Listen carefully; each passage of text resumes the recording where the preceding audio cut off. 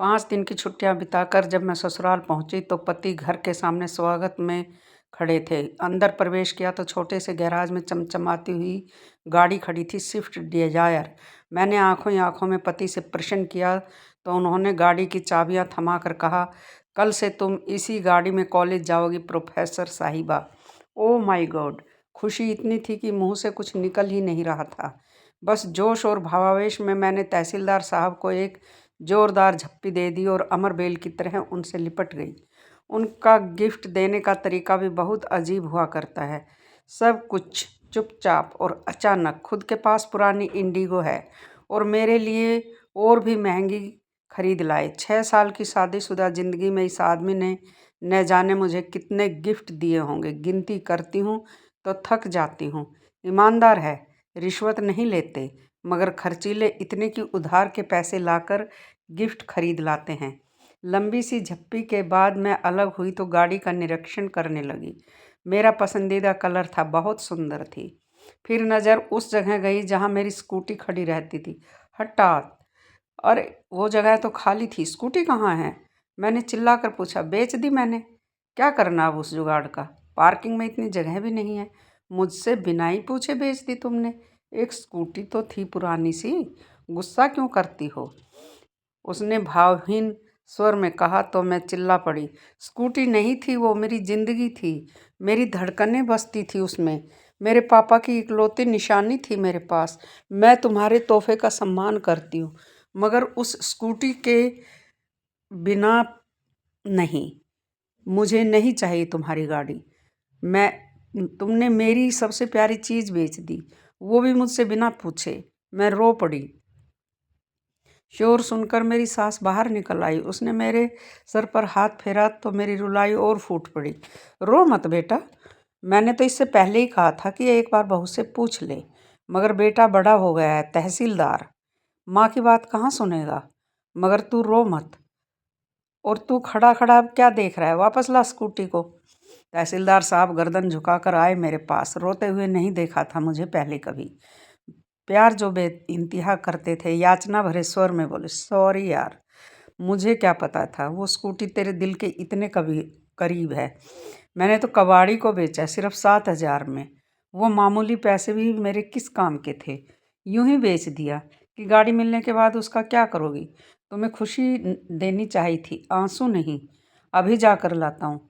फिर वो चले गए। मैं अपने कमरे में आकर बैठ गई, जड़वत सी। पति का भी क्या दोष था?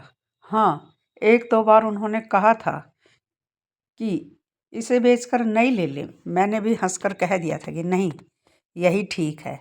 लेकिन अचानक स्कूटी ना देखकर मैं बहुत ज़्यादा भावुक हो गई थी। होती भी कैसे नहीं, वो स्कूटी नहीं, औकात थी मेरे पापा की। जब मैं कॉलेज में थी तब मेरे साथ में पढ़ने वाली एक लड़की ने नई स्कूटी लेकर कॉलेज आई थी। सभी सहेलियां उसे बधाई दे रही थी। तब मैंने उससे पूछ लिया, कितने की है? उसने तपाक से जो उत्तर दिया, उसे सुनकर मेरी जान ही निकल गई। कितने की भी हो, तेरे और तेरे पापा की औकात से बाहर की है। अचानक पैरों में जान नहीं रही थी। सब लड़कियां वहाँ से चली गई, मगर मैं वहीं बैठी रह गई। किसी ने मेरे हृदय का दर्द नहीं देखा। मुझे कभी यह एहसास नहीं हुआ था कि ये सब मुझे अपने से अलग गरीब समझती थी। मगर उस दिन लगा कि मैं उनमें से नहीं हूँ। घर आई तब भी मैं अपनी उदासी छुपा नहीं पाई। माँ से लिपट कर रो पड़ी थी। माँ को बताया तो माँ ने बस इतना ही कहा, छिछोरी लड़कियों पर ज़्यादा ध्यान मत दे, पढ़ाई पर ध्यान दे। रात को पापा घर आए तब उनसे भी मैंने पूछ लिया, पापा हम गरीब हैं क्या? तब पापा ने सर पर हाथ फिराते हुए कहा था, हम गरीब नहीं हैं बिटिया, बस जरा सा हमारा वक्त गरीब चल रहा है। फिर अगले दिन भी कॉलेज नहीं गई। ना जाने क्यों, दिल ही नहीं था। शाम को पापा जल्दी घर आ गए थे और जो लाए थे वो इतनी बड़ी खुशी थी मेरे लिए कि शब्दों में मैं बयान नहीं कर सकती। एक प्यारी सी स्कूटी, तितली सी, सोन चिड़िया सी नहीं, एक सफ़ेद परी सी थी वो। मेरे सपनों की उड़ान, मेरी जान थी वो। सच कहूँ तो उस रात मुझे नींद नहीं आई थी। मैंने पापा को कितनी बार थैंक यू बोला याद नहीं है। स्कूटी कहाँ से आई, पैसे कहाँ से आए, ये भी नहीं सोच सकी। फिर 2 दिन मेरा परीक्षण चला। साइकिल चलानी तो आती थी, स्कूटी भी चलानी सीख गई। 5 दिन बाद कॉलेज पहुंची, अपने पापा की औकात के साथ, एक राजकुमारी की तरह, जैसे अभी स्वर्णजड़ित रथ से उतरी हो। सच पूछो तो मेरी ज़िंदगी में वो दिन खुशी का सबसे बड़ा दिन था। मेरे पापा मुझे कितना चाहते थे सबको पता चल गया। मगर कुछ दिनों बाद एक सहेली ने बताया कि वो पापा की साइकिल रिक्शा पर बैठी थी।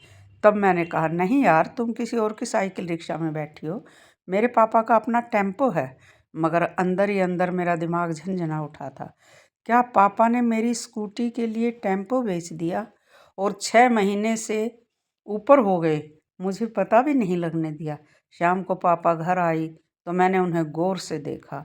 आज इतने दिनों बाद फुर्सत से देखा तो जान पाई कि दुबले पतले हो गए हैं, वरना ध्यान से देखने का वक्त ही नहीं मिलता था। पापा को आते रात में आते थे और सुबह अंधेरे ही चले जाते थे। टेम्पू भी दूर किसी दोस्त के घर खड़ा कराते थे। कैसे पता चलता बेच दिया? मैं दौड़कर उनसे लिपट गई। पापा, आपने ऐसा क्यों किया? बस इतना ही मुंह से निकला था, रोना जो आ गया था। तू मेरा गुरूर है बिटिया, तेरी आंख में आंसू देखे तो मैं कैसा बाप। चिंता ना कर, बेचा नहीं है, गिरवी रखा था, इसी महीने छुड़ा लूँगा। आप दुनिया के सबसे बेस्ट पापा हो, बेस्ट से भी बेस्ट।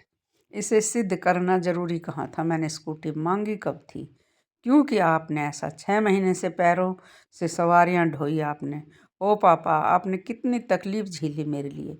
मैं पागल, कुछ समझ ही नहीं पाई और मैं दहाड़े मार कर रोने लगी।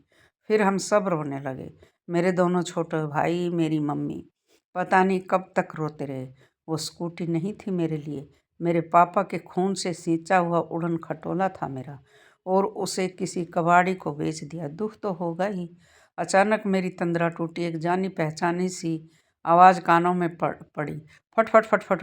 अरे, उड़न खटोला मेरे पति देव यानी तहसीलदार चला रहे थे, और चलाते हुए एकदम बुद्धू लग रहे थे, मगर प्यारे से बुद्धू।